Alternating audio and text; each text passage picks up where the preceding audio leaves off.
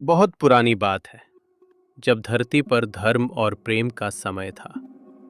दक्षिण दिशा में एक सुंदर सा गांव था, अंबुवन। ये गांव चारों ओर घने जंगलों और हरे भरे खेतों से घिरा था। यहाँ के लोग न झगड़ते थे, न लोभ करते थे, न किसी से द्वेष रखते थे। हर घर में हंसी खुशी थी।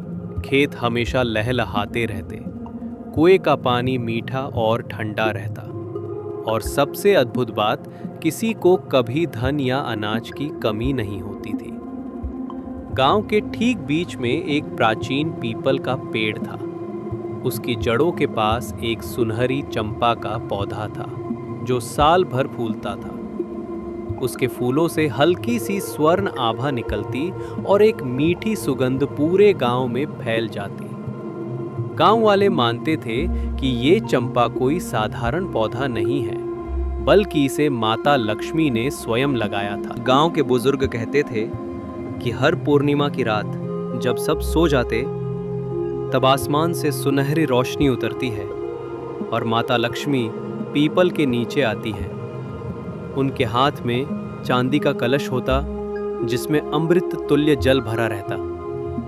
वे उस जल को चंपा पौधे की जड़ों में अर्पित करती। जैसे ही जल की बूंद पौधे को छूती, एक तेज लहर पूरे गांव में फैल जाती और अगले महीने तक सुख समृद्धि बरकरार रहती। गांव वाले इस रहस्य का सम्मान करते और कभी इसे छूने या नुकसान पहुंचाने की सोचते भी नहीं थे। कई वर्षों बाद एक व्यापारी विरोधन गांव में आया। वो बड़ा चालाक और अत्यंत लालची था। विरोधन ने जल्दी ही देख लिया कि यहाँ के लोग साधारण खेतीबाड़ी करते हुए भी बहुत संपन्न हैं। उसने गांव वालों से पूछा, भाई, ये कैसी धरती है जहां धन कभी खत्म नहीं होता? गांव वाले मुस्कुराकर टाल देते, पर उसका मन चैन से नहीं बैठा। एक रात वो चुपके से जागता रहा और पीपल के पेड़ के पास छिप गया। तभी उसने देखा, चंद्रमा की रोशनी में सुनहरी आभा आसमान से उतर रही है। उस आभा से माता लक्ष्मी प्रकट हुई, जिनके वस्त्र चमक रहे थे, गहनों से प्रकाश निकल रहा था। माता ने कलश से जल लिया और चंपा के पौधे पर अर्पित कर दिया।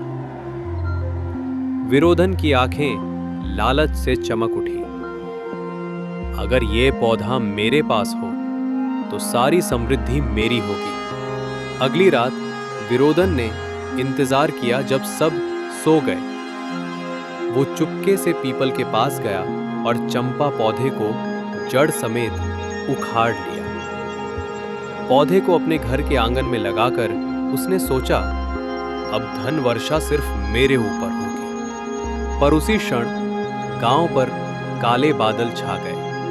खेतों में खड़ी फसल पीली पड़ने लगी, कुओं का पानी सूख गया और चंपा के फूलों की सुगंध के स्थान पर हल्की सी बदबू फैलने लगी। गांव वाले हैरान और परेशान हो गए। तीसरे दिन रात को माता लक्ष्मी प्रकट हुई। उनकी आंखों में करुणा तो थी, लेकिन साथ ही तेज क्रोध भी। उन्होंने विरोधन से कहा, अज्ञानी, ये पौधा केवल तेरा नहीं, पूरे गांव का है।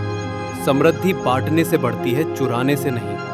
तूने सिर्फ पौधा नहीं, सबका भाग्य उखाड़ लिया है। विरोधन डर के मारे कांपने लगा और जमीन पर गिरकर बोला, माता, मुझसे भूल हो गई, कृपा कर दीजिए, मैं सब वापस कर दूंगा। माता लक्ष्मी ने कहा, अगर तू सच में पश्चाताप करता है तो इस पौधे को वापस वहीं रोक जहां ये था, और वचन दे कि तू अकेला सुख भोगने की लालसा नहीं रखेगा, बल्कि सब में बांटेगा।